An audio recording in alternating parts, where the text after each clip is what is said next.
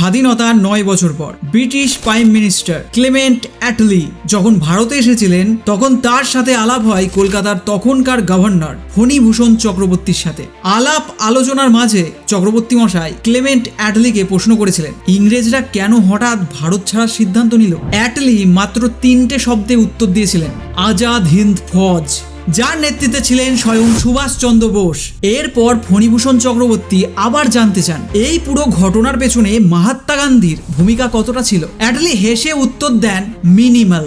এই ঘটনার উল্লেখ পাওয়া যায় বোস অ্যান্ড ইন্ডিয়ান সামুরাই বইয়ে, যেটি লিখেছেন কর্নেল জিডি বক্সি। আর এখান থেকেই বড় প্রশ্ন উঠে আসে, স্বাধীনতায় কি সত্যিই নেতাজির ভূমিকা গান্ধীজির থেকেও বেশি ছিল? এখন আসি আর একটা বিতর্কিত প্রশ্নে, আর তাহলে কি স্বাধীন ভারতের প্রথম প্রধানমন্ত্রী ছিলেন নেতাজি? হ্যাঁ, যদি দেখা যায় তবে নেতাজি ইন্ডিপেন্ডেন্ট অ্যান্ড আনডিভাইডেড ইন্ডিয়ার ফার্স্ট প্রাইম মিনিস্টার ছিল।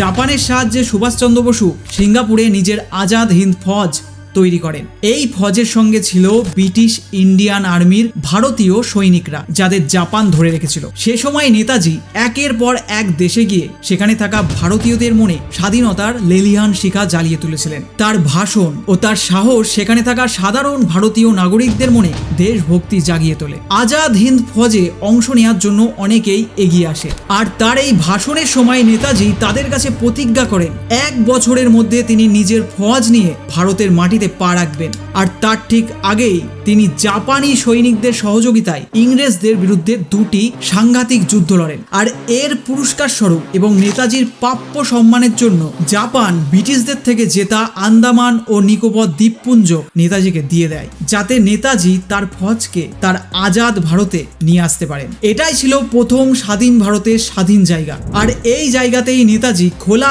আকাশের নিচে নিজের সৈনিকদের সঙ্গে নিয়ে প্রথমবার পতাকা উত্তোলন করেন। এখানেই প্রতিষ্ঠিত হয় আজাদ হিন্দ সরকার। নেতাজির এই সরকারের রাষ্ট্রপতি, প্রধানমন্ত্রী, যুদ্ধমন্ত্রী ও পররাষ্ট্রমন্ত্রী ছিলেন স্বয়ং নেতাজি সুভাষচন্দ্র বসু। আর এই নেতাজি সরকারের ছিল নিজস্ব কারেন্সি, নিজস্ব ব্যাংক, নিজস্ব রেডিও স্টেশন, নিজস্ব স্ট্যাম্প পেপার, নিজস্ব কোর্ট আর প্রায় 40,000 সৈন্য নিয়ে গঠিত আজাদ হিন্দ ফৌজ INA।